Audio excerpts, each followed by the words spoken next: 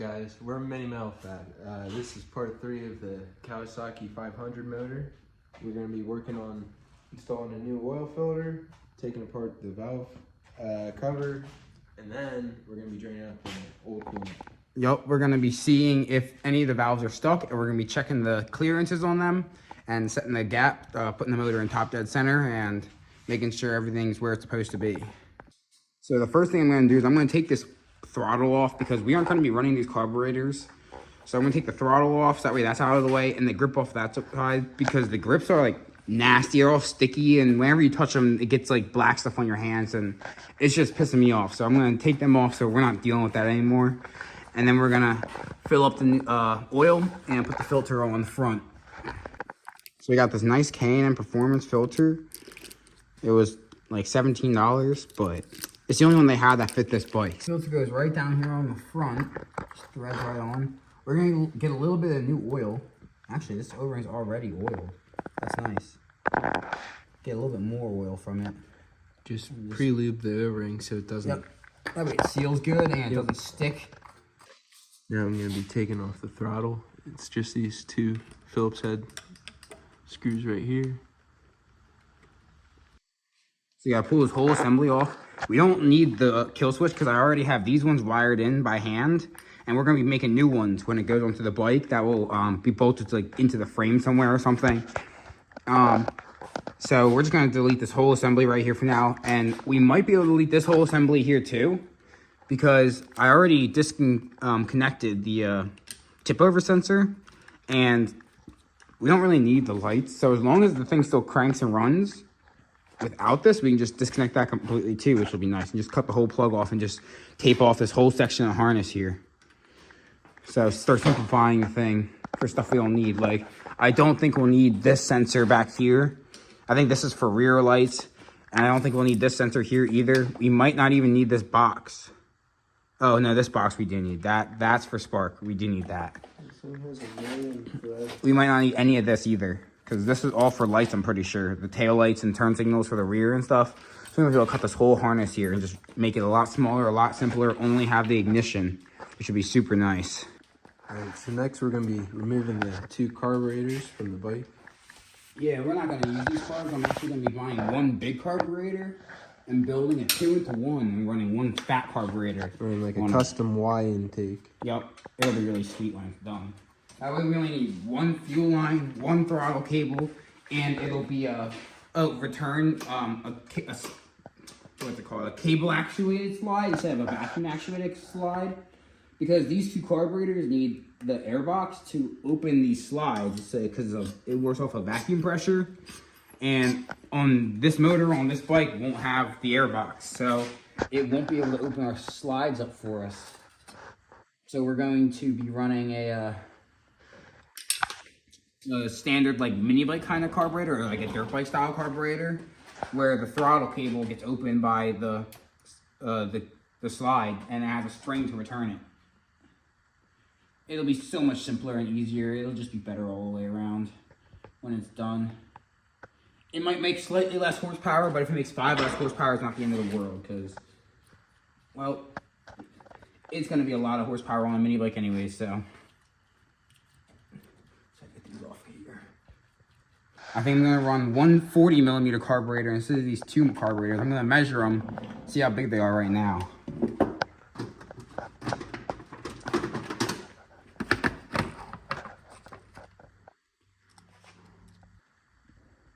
They're 34mm carburetors. So, two 34s, we're going to run 140. And then we'll rejet it to run properly and everything, with the right air fuel ratio. It should run really, really good and be a lot simpler, make even more power possibly, because we're going to have a 2-into-1 intake and then a 2-into-1 custom exhaust. So it'll be a more free-flowing exhaust and a more free-flowing intake system. So it might make even more power than 60, honestly. Back to the top one. We gotta drain all the coolant out of this thing and take the spark plugs out. So we'll take the spark plugs out first, and we'll drain all the coolant. 18 is what it is. Deep 18mm socket, thin wall. It's the weirdest size sockets ever, but That's what they are. They're tiny too. Yeah, they're really small spark plugs. I did order new spark plugs for it too, so those are in the mail. They'll be here soon, hopefully. I'm so excited for this to be done though. It's gonna be insane once it's on the mini bike and it runs. It's gonna be so fast. This is the broken plug. Still has spark like this though. See the tip's broken? That's why we're getting a new one. Kind of scared as to where that tip went. We'll fill up with oil next.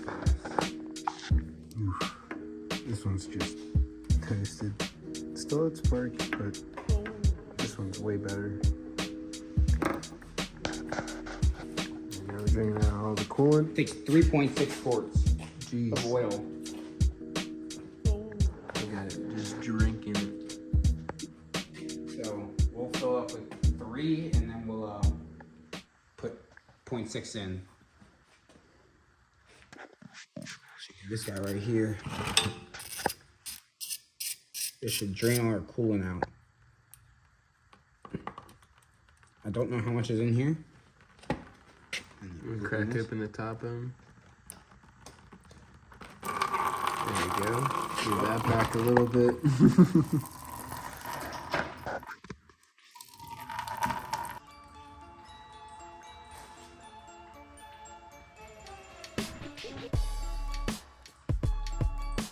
That thing's trashed.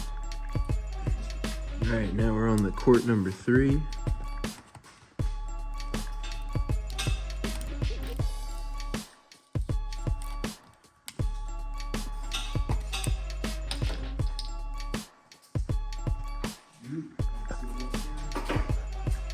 There you go.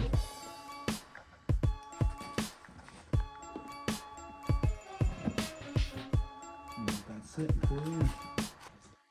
Alright, so we got one of the coolant lines off. I'm going to attempt to get the other one off real quick. If that doesn't go, then I'm going to grab the heat gun real quick just to soften up the rubber. But yeah, they both went relatively easy. Yep. So now I gotta take those 2 Phillips off so we can pull those 2 these 2 pipe tubes out. Yeah. And then we can take the valve cover bolts off and pull the valve cover off. This one out. All right. Perfect. It went. I sprayed some PB Blaster on this beforehand to help them just be unseized. So now let's see if we can get these out. Give them a little wiggle.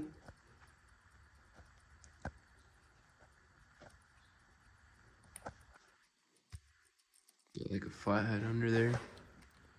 I'll pry it. I'm gonna try and get the valve cover off first then. These gotta come out first. Yeah. I do kind of want to get that dirt out of there first so they don't fall in.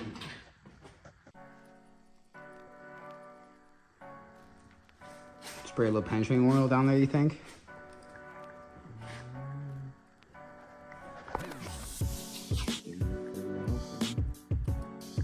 See, the tube goes all the way down. Sure, I can't twist it.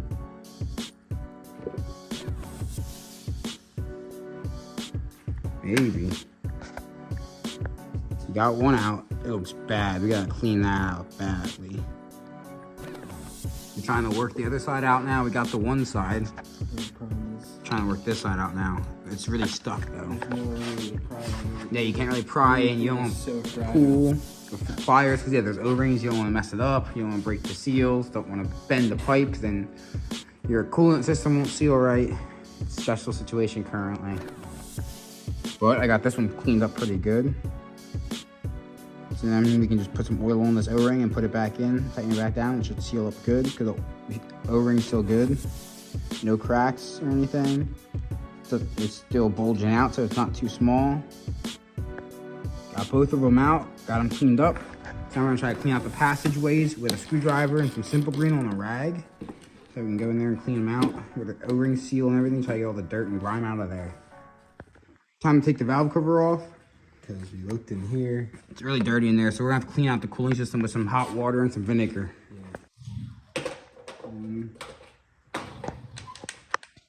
There's only 6, so that's nice. I did find a new gasket for this, so if this one's shot, we can reseal it up good. They're like $30 online. Not too bad.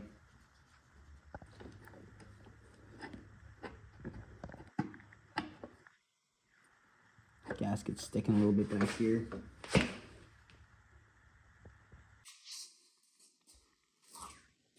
Gasket here.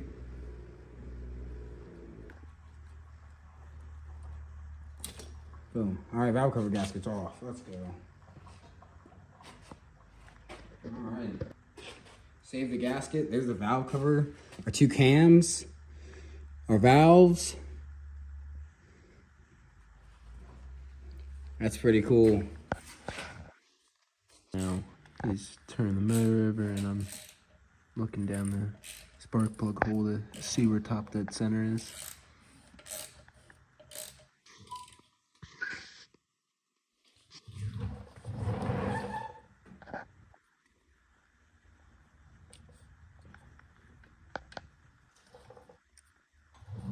Yeah. So they are not, the valves are definitely not set the way they're supposed to be. These are not loose. That one is. All of these are tight. So, which cylinder's at top dead? Which one has the piston up? I think this one does. No, my side. Anywhere from 5 thousandths to 7 thousandths for the intakes.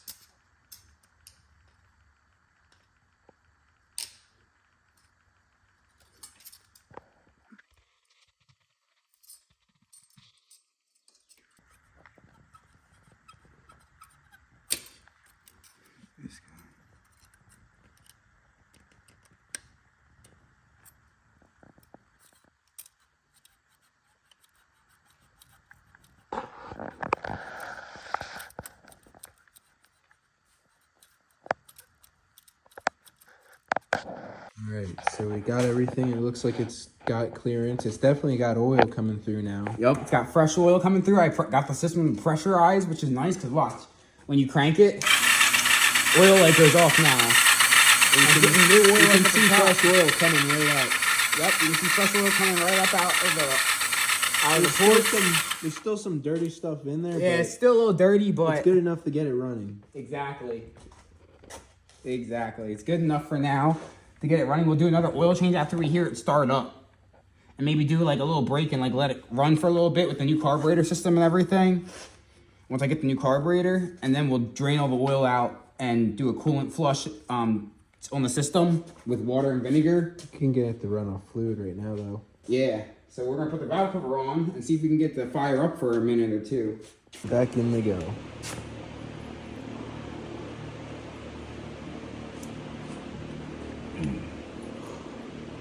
Wow.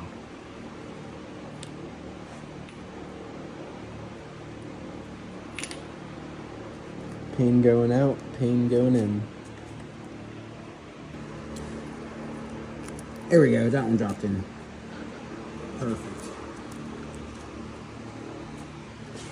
Put the Phillips heads back in. Hold them in place.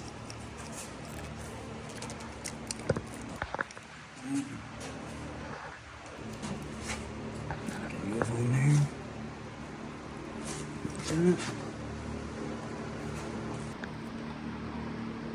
Got me your finger. And Oh wait, I need the hose clamp. still on the workbench.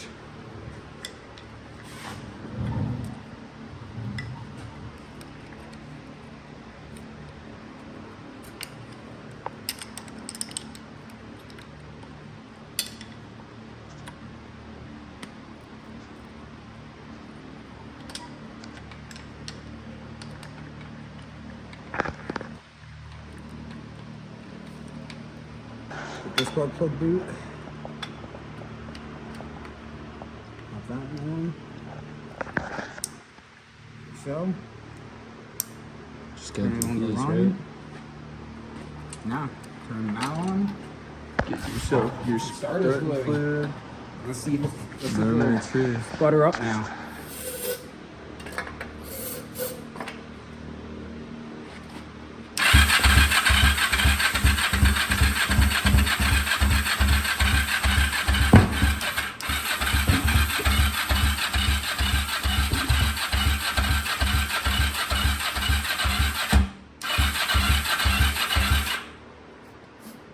mean,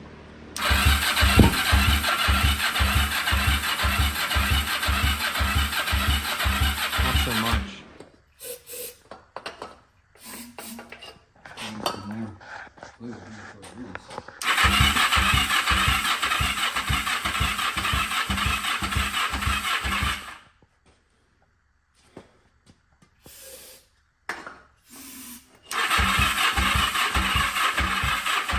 That made it worse.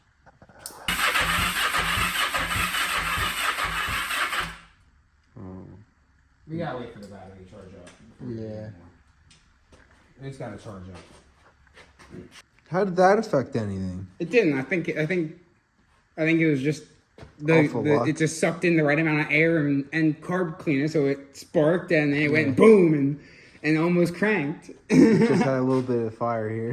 Yeah, it sputtered first time with a carburetor. It'll definitely start up. This is sick. I'm hyped. I didn't even see. Was the fan going? We're not gonna know until it gets to the full running temp. Then we'll know if the fan goes or not. But I'm pretty sure we can cut this whole thing off here. Just solder these two wires together here and then wrap everything up. And that whole section we don't need of the harness. Alright. This stuff we need. This stuff we need. I don't know what we could probably do something to disconnect the kickstand wires, which is like two of these. And then the other two are for the oil. I still think that's where we're going to call it for tonight. All right, well, thank you for watching. Like, comment, subscribe. We made a lot of progress today on the Ninja 500. We heard it sputter over for the first time. I'll try to get it to do it again, and I'll post that clip in here as well if I can get that. But I'm really hyped right now because now we can get the Y intake made, the 2-into-1, and then order up my new carburetor and get this thing to run, like start up and actually run. And then we can take it all off and get it situated up for the mini dirt bike. So we'll see you next time in part 4 when we hear this thing run officially and hear it actually idle, and Eventually we'll get it driving. yeah, eventually we'll ready to swap drive it. over. Yep. So I hope you enjoyed the video, and we'll see you in the next one. The hair flowing up in the mini metal fab garage.